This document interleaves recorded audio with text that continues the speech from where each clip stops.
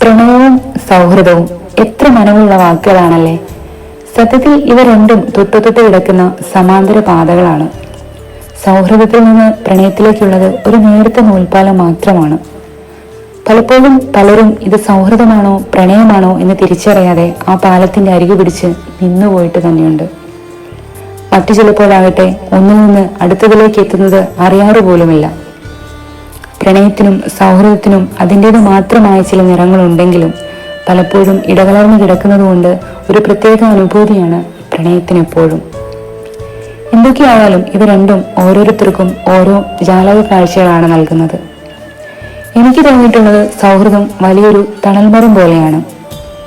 സമയഭേദങ്ങളില്ലാതെ എപ്പോൾ വേണമെങ്കിലും അതിന് കീഴെ പോയിരിക്കുമ്പോൾ കിട്ടുന്ന ഒരു സ്വാസ്ഥ്യം അതൊന്ന് വേറെ തന്നെയാണ്. നമ്മുടെ എല്ലാം ഊർജത്തെ തിരിച്ചുപിടിക്കുന്ന സർവീസ് സ്റ്റേഷനുകളാണ് യഥാർത്ഥത്തിൽ ഓരോ സൗഹൃദങ്ങളും. നമ്മളാകുന്ന ഇടങ്ങൾ, അല്ലെങ്കിൽ നമ്മൾ മാത്രമാകുന്ന ഇടങ്ങൾ. അതിലെ ഓരോ മരത്തിനടുത്തെത്തുമ്പോഴും നമ്മൾ ഓരോ നമ്മളായിരിക്കും.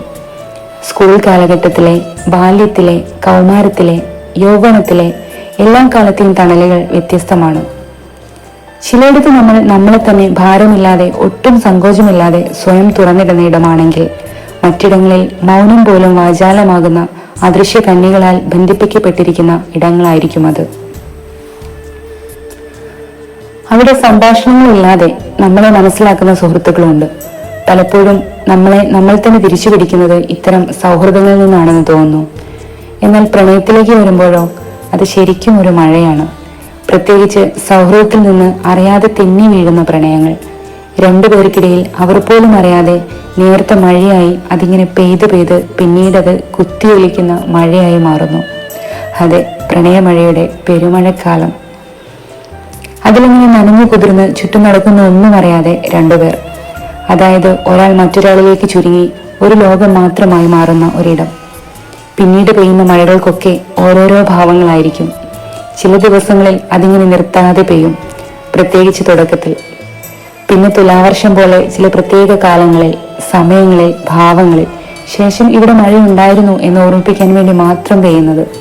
പിന്നീട് വരണ്ട വേനൽക്കാലങ്ങളിൽ മാത്രം പെയ്യുന്ന വേനൽ മഴകൾ പോലെ.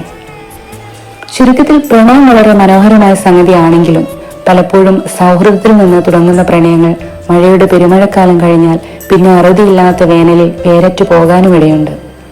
വീണ്ടും സൗഹൃദത്തിലേക്ക് തിരിച്ചു നടക്കാൻ കഴിയാതെ വീർപ്പുമുട്ടി അവ അപ്രത്യക്ഷമാവാറുമുണ്ട്.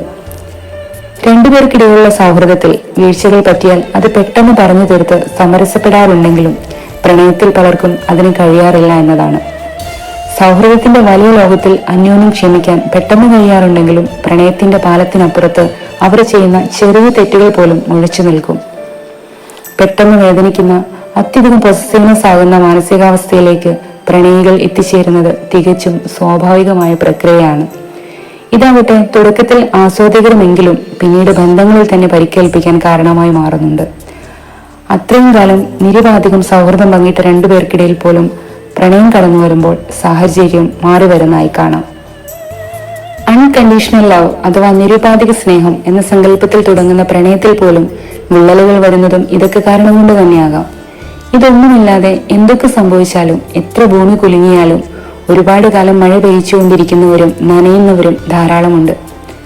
പരസ്പരമുള്ള മനസ്സിലാക്കലും വിശ്വാസവും സ്നേഹത്തിന്റെ തീവ്രതയുമെല്ലാം സൗഹൃദത്തിലും പ്രണയത്തിലുമെല്ലാം രണ്ടുപേരെ ചേർത്തു നിർത്തുന്ന ഘടകങ്ങളാണെന്ന കാര്യത്തിൽ സംശയമേതുമില്ലല്ലോ. പ്രണയകാലം അവസാനിച്ചിട്ടും രണ്ടുപേർക്കിടയിൽ ജീവിതാവസാനം വരെ മനോഹരമായി സൗഹൃദം തുടരുന്നുവെങ്കിൽ അതിന്റെ രസതന്ത്രവും മറ്റൊന്നുമായിരിക്കില്ല. ഒരു കാലത്ത് നമ്മെ നാമാക്കിയിടത്തിൽ ഏറ്റവും ആസ്വദിച്ചിരുന്ന ആ മരത്തണലിൽ ഇരുന്നുകൊണ്ട് വിരലുകൾ കൊരുത്തുകൊണ്ട്, കൂട്ടുകാരാ, നമ്മൾ കോർത്ത കൈ അഴിയാതെ, ചേർന്ന ഹൃത്താളഗതിയൂർന്നു പോകാതെ മിഴി പാർത്തിരിക്കണം, ഇനി നാം തനിച്ചല്ലല്ലോ എന്ന് ഉരുവിടാൻ നമുക്ക് കഴിയേണ്ടതല്ലേ? അപ്പോഴല്ലേ രണ്ടുപേർക്കിടയിൽ പരസ്പര സ്നേഹത്തിന്റെ കണ്ണികൾ പ്രണയത്തിനും സൗഹൃദത്തിനും അതീതമാകുക.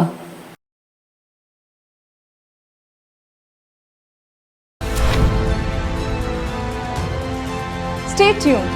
We are coming to ignite, inspire and illumine lives across the globe.